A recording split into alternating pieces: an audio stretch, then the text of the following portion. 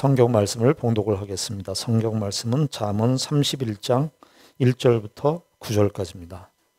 르무엘 왕이 말씀한 바 곧 그의 어머니가 그를 훈계한 잠언이라. 내 아들아 내가 무엇을 말하랴.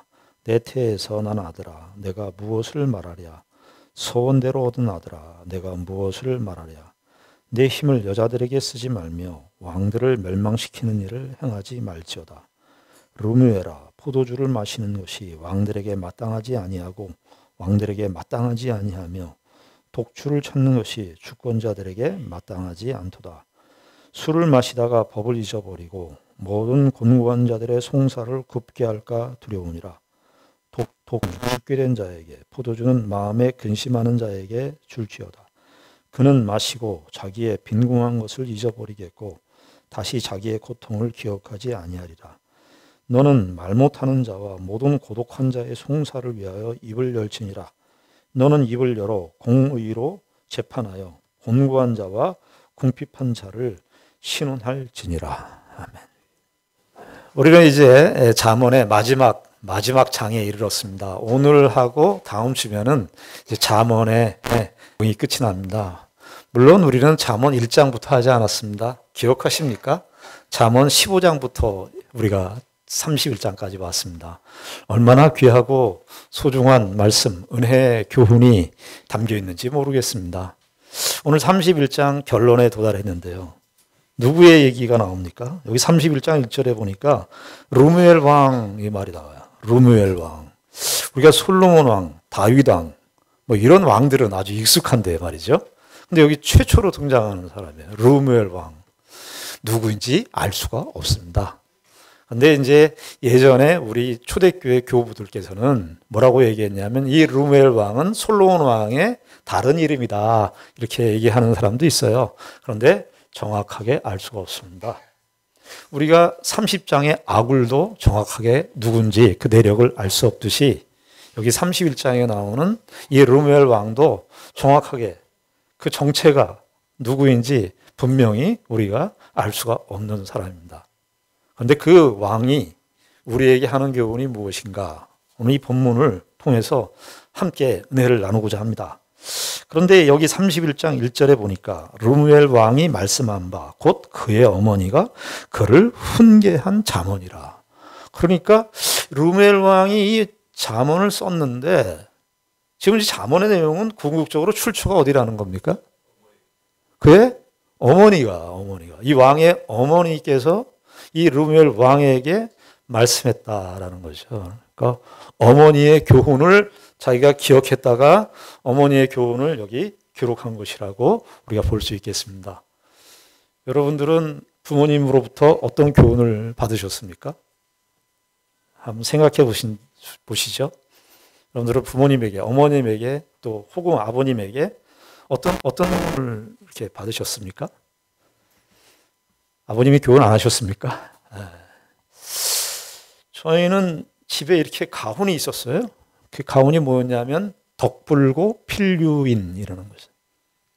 노자가 한 말인지 공자가 한 말인지 정확하지는 않습니다. 누가 했는지 모르겠는데 끝에 자자가 들어가는 건 확실한 것 같아요. 덕불고 필류인. 무슨 뜻이냐면 덕은 외롭지 않다. 이웃이 있으니까. 덕을 베풀면 이웃이 반드시 있게 된다. 이웃과 덕은 같이 간다. 이제 그런 교훈이었습니다.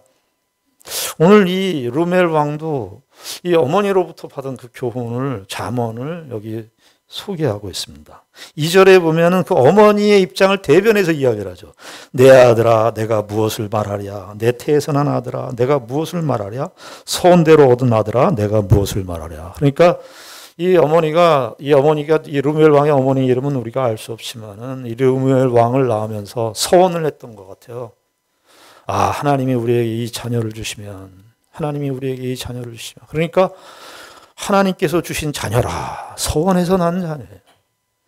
성경에 이 서원에서 난 자녀 유명한 사람이 있습니다. 누굽니까? 사무엘입니다. 사무엘이 한나가 말이죠. 사무엘 어머니 한나가 자녀가 없어서 그 엘가나라고 하는 그 남편이 엘가나가 남편인데 엘가나의 그 첩이라고 두 번째 여인이라고 할 수 있는데 분인나한테 학대를 엄청나게 받았어요. 아이가 없다고. 그런데 그 한나가 정말 그 엘리 제사장 그 실로의 성소에 가서 열심히 기도해 갖고 하나님 앞에 서원을 하면서 하나님이 이 자녀를 주신다면 내가 이 하나님 앞에 바치겠습니다. 서원을 해서 난 자녀가 누구냐면 바로 사무엘입니다. 그 어두웠던 흑암과 같이 하늘에 그냥 먹구름이 쌓인 것 같은 그 영적인 어둠과 같이 둘러싸여 있었던 그 사사시대의 새벽을 여는 존재가 누구였냐면 바로 사무엘이었습니다. 사무엘이 바로 그 어머니 한나의 그 서원 기도를 통해서 태어났죠. 마치 이 르무엘 왕도 그의 어머니의 서원의 기도를 통해서 태어난 아주 소중한 왕이고 아들이었던 것으로 여기서 이야기를 하고 있습니다. 그런데 문제는 핵심은 뭐냐면 그 어머니가 그 르무엘 왕에게 교훈하는 내용이 무엇이냐. 무엇을 교훈했을까? 왕인데 왕에게 무슨 교훈을 했을까? 3절에 보니까 어떻게 되어 있습니까? 왕이 너 많은 권세와 명예를 가져라. 이 명예를 어떻게 써라? 권세를 어떻게 써라? 그런 힘을 네가 많이 누려라. 이렇게 얘기하는 게 아니라 3절에 보니까 어떻게 되어 있죠? 내 힘을 여자들에게 쓰지 말며 왕들을 멸망시키는 일을 행하지 말라. 이게 말며 이렇게 되어 있지만 원래 동사 일반적인 동사를 썼지만 이런 경우는 명령형입니다. 내 힘을 여자들에게 쓰지 말아라. 이게 르무엘 왕의 어머니가 하신 말씀이에요. 그런데 여러분, 이 말씀을 언뜻 우리가 들으면 우리는 이 말씀의 적용 대상이 아닌 것처럼 생각할 수 있습니다. 왜 그렇죠? 아니 목사님, 우리가 왕이 아닌데요. 이건 왕이나 통치자나 아주 그 높은 지위에 있는 그런 사람들에게나 해당하는 아닙니까? 또 하나는 나는 여성이니까, 나는 여자니까 내가 여자를 조심해. 그럴 수가 없지. 그러니까 여성들에게는 적용이 되지 않는 그런 말씀 아닌가? 그렇게 생각할 수가 있습니다. 우리는 왕도 아니고, 우리 여성도 아니고, 그리고 또 뭐가 있냐면 요즘에 안 믿는 사람들도요. 안 믿는 사람들도 부부 생활을 아주 건전하게 하시는 분들 많습니다. 그러니까 내 힘을 여자들에게 쓰지 말라. 이 말은 우리하고 좀 동떨어진 말씀 아니냐. 왕도 아니고 또 그렇게 건전하게 부부 생활하는 사람들이 안 믿는 사람들 중에도 많은데 이게 우리에게 적용할 수 있는 교훈의 말씀이 되는가? 여러분, 우리가 잠언에 나오는 내용 속에서 왕이라고 하는 표현이 많이 등장을 해요. 그런데 잠언에서 왕이라고 하는 단어를 1차적으로 쓰인 용례는 뭐냐면 여호와를 가리킬 때, 하나님을 가리킬 때 왕이라는 용례를 썼어요. 그런데요, 이 왕이라는 용례에 두 번째 용례가 있어요. 누가 왕적인 존재냐, 누가 왕 같은 존재냐 그럴 때 성도들이, 하나님의 백성들이 왕과 같은 존재라고 그 용례로 쓰는데 그 마지막 용례가 이 31장의 르무엘이라는 그 이름 자체가 아니라 그 왕. 여러분, 창세기의 1장, 2장에 하나님께서 이 세상을 창조하셨습니다. 하나님을 어떻게 표현할 수 있을까요? 하나님이 이 세상의 왕으로 얘기할 수 있어요. 그런데 그 하나님께서 부왕, 아버지 왕이신데 아담을 창조했습니다. 아담을 어떻게 했죠? 아들 왕으로 세웠습니다. 아들 왕으로. 그래서 어떻게 합니까? 이 모든 만물을 정복하고 다스려라. 다스린다는 것은 그 존재가 어떤 위치에 있는 사람들이 다스리는 겁니까? 왕적인 신분, 왕적인 지위에 있는 사람이 다스리는 거예요. 그러니까 구약에 있는 내용들을 보게 되면은 우리의 원래 신분은, 성도의 원래 신분은 부왕이신 하나님의 전권을 이어받은 하나님의 아들 왕이에요, 우리가. 그래서 이것을 베드로전서 2장 9절에 베드로 사도가 1세기 때 그때 고난당하고 있는 성도들에게 뭐라고 얘기합니까? 너희는, 이게 정체성이에요. 너희는 왕 같은 제사장들이라. 자, 그렇다면 이것이 성도들을 왕이라고 생각하고 하는 말씀이라면 이 3절에 있는 내 힘을 여자들에게 쓰지 말며라고 하는 것은 어떻게 우리가 적용해야 되겠습니까? 너는 하나님의 왕 됐는데, 하나님의 왕인 존재인데 제일 먼저 경계해야 되는 것이 뭐냐? 네가 원하는 대로 사는 사람이 아니다.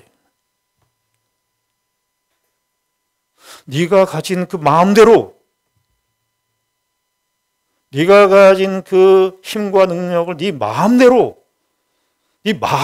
쓰는 존재들이 아니다. 분명히 왕은 권세와 아주 밀접하게 관련되어 있는 존재인데 그 왕은 무엇을 조심해야 되느냐? 그 힘을 쓰는데 조심해야 돼. 힘을 쓰는. 신자들은 왕과 같은 하나님의 백성들인데 신자들이 이 세상 사람들처럼 자기 힘을 마음대로 써요. 내 마음에 원하는 대로, 하고 싶은 대로. 하나님의 백성, 하나님의 왕된 존재들은 무엇을 하는 사람들이냐? 내 힘을 마음대로 사용하는 사람이 아니라는 거예요.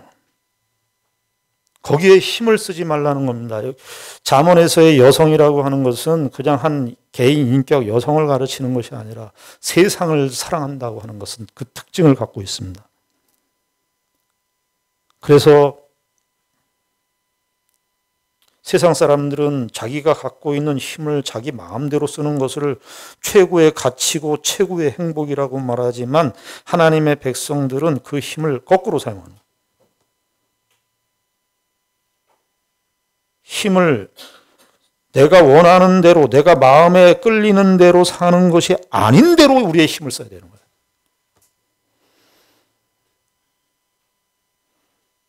그런데 여기 3절에서는 내가 원하는 대로, 내가 보기에 좋은 대로, 내가 마음에 원하는 대로, 소원대로 다 쓰면서 살아가는 사람들이 하나님의 왕적인 존재가 아니라는 사실을 우리가 기억하면서 동시에 4절부터 7절까지를 보면은 무슨 내용이 나오냐 하면 포도주와 독주를 조심하라 그래요.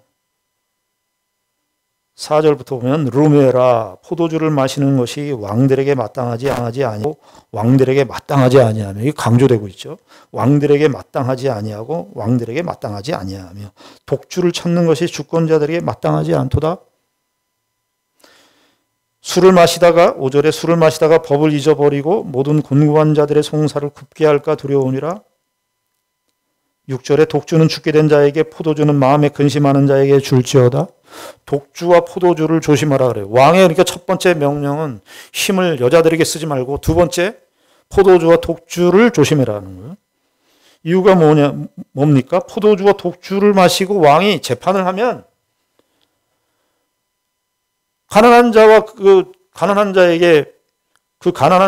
어떤 억울한 자들이 있는데 제대로 공의를 할 수가 없는 거예요. 제대로 심판을 행사할 수가 없는 겁니다. 그래서 5절에 술을 마시다가 법을 잊어버리고 모든 곤고한 자들의 송사를 굽게 할까 두려우니라. 그런데 여러분, 포도주와 독주에 관해서 우리 배우지 않았습니까? 잠언 20장 1절에 한번 가보시겠습니다. 잠언 20장 1절에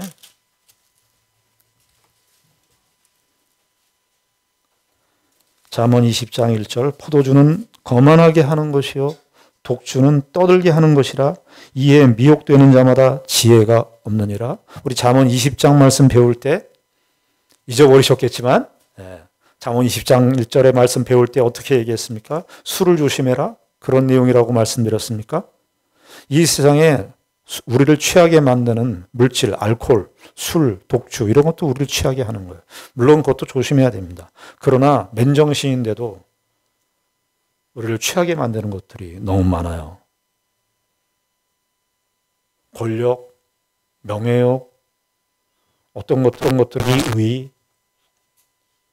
사람들한테 인정받으려는 그 욕구, 그래서 사람들한테 인정을 못 받으면 견디기 어려운 사람들의 칭찬과 인정을 받아야만 살 것 같은 인정 중독, 칭찬 중독, 이런 것들이 다 포도주와 독주예요. 그러니까 잠언 31장의 내용을 보게 되면은 결국은 하나님의 백성들의 이제까지 잠언 30장까지 이야기되었던 내용들을 요약해서 말씀해 주는 내용이에요. 그래서 소극적으로는 우리가 하나님의 백성들이 우리에게 주어진 힘과 우리에게 주어진 어떤 자유와 이런 것들을 자기 마음대로 쓰는 것을 조심해야 되고, 그 다음에 세상에 우리를 취하게 하는 것들이 너무너무 많은데 그 세상에서 우리를 취하게 만드는 것들을 경계해야 되는 거예요. 소극적인 차원의 우리의 힘을 조절해야 돼요. 그런데 8절부터 9절까지는 무슨 내용이냐? 8절부터 보시면 너는 말 못하는 자와 모든 고독한 자의 송사를 위하여 입을 열지니라. 너는 입을 열어 공의로 재판하여 곤고한 자와 궁핍한 자를 신원할지니라. 그러니까 전반부 우리가 가진 힘과 우리가 가진 것들을 마음대로 쓰는 거 조심해야 되고, 두 번째는 세상의 유혹, 이 세상에 우리를 취하게 만드는 그 유혹을 조심해야 돼요. 거기에서도요 힘이 작용된다는 사실 아십니까? 거기에서도 힘이 작용이 돼요. 마음대로 내가 원하는 대로 마음대로 사는 것, 그것도 힘이지만 그 마음대로 원하는 것을 살지 않도록 제어하는 거기에도 힘이 들어가요. 제가 오늘 설교의 제목을 신자의 권세로 썼는데요. 신자의 권세는 야 봐라, 내가 얼마나 능력 있냐, 내가 얼마나 실력 있냐, 내가 할 수 있는 걸 다 할 수 있어, 나는 이걸 가졌기 때문에 모든 것을 누릴 수 있어. 이게 신자의 능력이 아니라 그걸 할 수 있음에도 불구하고 그것을 절제하는 것, 그것이 신자의 능력이라고. 신자의 능력이에요. 신자의 능력의 쓰임새는 세상 사람들이 쓰는 능력의 쓰임새와 다른 거예요. 반대예요. 우리가 내가 모든 것을 누릴 수 있지만, 모든 것을 내 마음대로 할 수 있지만 그 내 마음대로 할 수 있는 것을 절제하는, 세상에 나를 취하게 만드는 것들의 그 실체를 알아서 그 세상에 나를 취하게 만드는 것들을 거기에서 빠지지 않으려고 하는 힘이 들어가야 돼, 힘.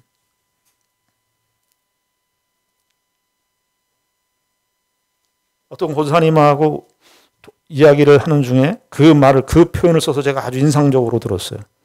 어떤 표현을 썼냐 하면은 요즘의 신자들 이야기하면서 자기 성찰력, 거기에 힘력자가 들어.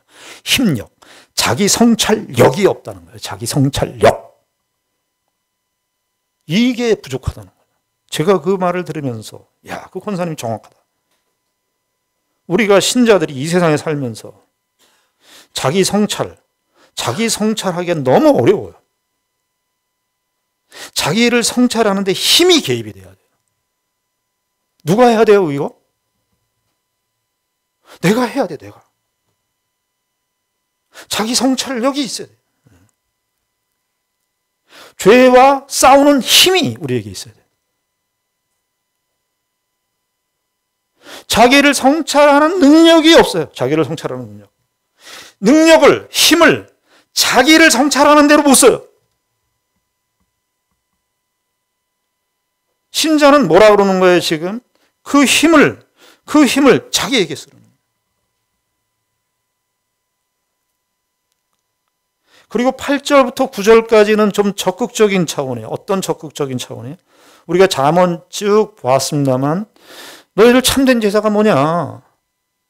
우리가 잠언의 그 내용 19장에 보면 참된 제사가 뭐냐? 참된 제사는 너희들 가난한 자들, 너희 이웃의 연약한 자들을 돌보는 것이 참된 제사다. 그거 하지 않고 예배 드리고 제사만 드리면 그거는 참된 제사가 아니다. 가난한 자들을 돌보는 것이에요. 연약한 자들을 돌보는 것이에요. 여기 너는 8절에 너는 말 못하는 자와 모든 고독한 자의 송사를 위하여 입을 열어. 그러니까 저들의 편을 들어서 이야기하라는 얘기죠. 9절에 너는 입을 열어 공의로 재판하여 곤고한 자와 궁핍한 자를 신원할지니라요. 힘이 없는 자들을, 연약한 자들을 편들어 주라는 얘기예요. 이것은 적극적인 힘이 사용이에요. 적극적인 힘의 사용. 근데 그 힘의 사용이 결국은 무슨 내용이 있는 겁니까? 섬기는 능력을 말하는 겁니다. 섬기는 능력. 다른 사람들이 나를 섬겨주기를 바라는 그 능력이 아니라, 저 사람들이 나를 어떻게 인정해주는 그 능력이 아니라, 그런데 내 능력을 쓰는 게 아니라 내가 섬기는 능력이에요. 섬기는 능력. 힘을 우리가 어떻게 써야 되는가? 첫 번째로는 아예 나를 성찰하는 능력으로 사용해야 되고, 바깥으로는 섬기는 능력으로 써야 되는, 섬기는 능력. 복음이라고 하는 것은, 복음은 크게 한마디로 얘기하자면 복음은 우리 속에서 역사하는 능력입니다. 복음은 우리 속에서 역사하는 능력이면서 동시에 우리를 통해서 드러나는 능력입니다. 신자의 권세란 세상적인 권세와 그 뿌리와 근원이 성격이 근본적으로 다릅니다. 복음은 우리 속에서 그리스도 안에서 역사하는 능력이면서 동시에 우리를 통해서 드러나는 능력이어야 합니다. 우리의 권능과 우리의 힘과 권세는 내 안에서 그리스도의 은혜를 알고 그리스도의 능력으로 충만해지는 그 내 안에서 능력으로 역사해 주시는 그 역사의 은혜를 내가 누리면서 동시에 나를 통해서 드러나는 그 역사가 섬김의 능력으로, 그것도 가장 힘없다고 생각하는 존재들을 향해서 그 사람들의 편을 들어주는 능력으로, 그 능력이 표현되어야 된다고 성경은 말씀을 합니다. 예수님께서는 우리가 잘 알다시피 이 세상의 모든 권세와 능력의 근본이십니다. 예수님은 천하 만물의 성부, 성자, 성령 하나님의 2위로서 모든 권세를 가지신 분이셨습니다. 그분은 그 능력을 그런데 어떻게 사용하셨습니까? 그분의 그 능력의 절정은 어떻게 사용됐습니까? 우리를 죄인들을 위해서 죽어주시는 것으로, 죄인들을 위해서 섬겨주시는 것으로 그의 능력이 드러난 것입니다. 예수님께서 요한복음 13장에 제자들에게 발을 씻기시는 것으로, 제자들의 발을 씻기시는 것으로 그의 능력이, 예수님의 능력이 드러난 것입니다. 신자들은 소극적으로는 죄를 거부하는 능력뿐만 아니라 적극적으로는 연약한 자를 섬기는 능력이에요. 그래서 제가 능력이라고 하는 단어를 신약 성경에 좀 찾아봤는데요. 복음은 우리 속에서 역사하는 능력이면서 동시에 우리를 통해서 드러나는 능력이다. 이것이 바울 서신 속에 아주 많이 표현되고 많이 등장합니다. 여러 가지 표현이 있을 수 있지만 제가 그 몇 가지 용례를 말씀드리겠습니다. 빌립보서 4장 13절에 보면 우리가 잘 아는 말씀입니다. 내가 비천에 처할 줄도 알고 풍부에 처할 줄도 알고, 이렇게 얘기를 하면서 빌립보서 4장 13절에 내게 능력 주시는 자 안에서 내게 능력 주시는 자 안에서 내가 모든 것을 할 수 있느니라. 내게 능력 주시는 자, 내 안에서 역사하시는 그의 그리스도의 능력과 그 은혜를 따라서 내가 모든 것을 할 수 있느니라. 그러니까 바울이 감옥에 갇혀 있으면서 빌립보 성도들에게 오히려 빌립보 성도들을 감옥 바깥에 있는 빌립보 성도들에게 섬기는 거예요. 너희들 내가 비천에 처했다고 나한테 도와줄 수 있다. 도와주는 것으로 너희들 그게 다가 아니다. 나는 비천에 처하고 풍부에 처한 나는 거기서 일체 비결을 배운 사람이다. 나는 내게 능력 주시는 자 안에서 내 안에서 내가 무엇을 할 수 있다. 골로새서 1장 11절에 보면 그 능력의 쓰임새가 이렇게 나옵니다. 골로새서 1장 11절에 그의 영광의 힘을 따라, 이거 힘도 능력인데, 그의 영광의 힘을 따라 모든 능력으로 능하게 하시며, 이 영광의 힘, 모든 능력으로 능하게 하시며, 능력 명사도 나오고 능하게 하시며 이게 분사로 나오는데, 그의 영광의 힘을 따라 모든 능력으로 능하게 하시며, 그 다음에 뭐라고 되어 있어요? 모든 견딤과 오래 참음에 이르게 하시고. 성령의 능력이, 그리스도의 능력이 내 안에서 역사해서 그 하나님의 능력이 역사하는데 어떤 지점으로 이르게 한다는 거예요? 견딤과 오래 참음에 이르게 하시고. 견디지 않도록 도와주십시오. 오래 참지 않게 해주시옵소서의 능력의 사용이 아니라 능력의 용례를 어떻게 쓰고 있는 거예요? 모든 견딤과 모든 오래 참음에 이르게 하는 능력으로 써달라는 거예요. 제가 지난주에 톨스토이 선생님의 인생의 길이라고 하는 책을 인용을 했는데, 그 인생의 길에서 그분이 무슨 얘기를 했냐면 이런 내용도 있습니다. 화가 날 때에는 10가지 세워라. 화가 날 때는 10가지 세우는 거예요. 화가 날 때는. 견딜 수 없는 심각한 화가 날 때에는 100가지 세워라. 뭡니까? 성령의 능력이에요. 성령의 능력으로 이 능력을 써야 됩니다. 모든 견딤과 오래 참음에 이르게 하는 능력이에요. 견딜 수 없는 것들을 다 견뎌내고 모든 것을 다 해결하는 능력이 아니라 견딜 수 있는 능력, 오래 참을 수 있도록 능력을. 바울 사도가 자기의 후계자인 디모데에게 편지를 보내면서 그 능력을 이렇게 썼습니다. 거기에 디모데후서 1장 8절에 하나님의 능력을 따라서 복음과 함께 고난을 받아라. 아니, 하나님의 능력을 따라서 복음과 함께 잘 살아라 이렇게 되는데, 하나님의 능력을 따라서 복음과 함께 고난을 받아라. 하나님의 능력의 쓰임새가 오래 참음과 인내와 복음과 함께 고난을 받는데 능력의 쓰임새를 말하고 있습니다. 가장 결정적으로는 디모데후서 3장 1절부터 5절까지 나오는데요.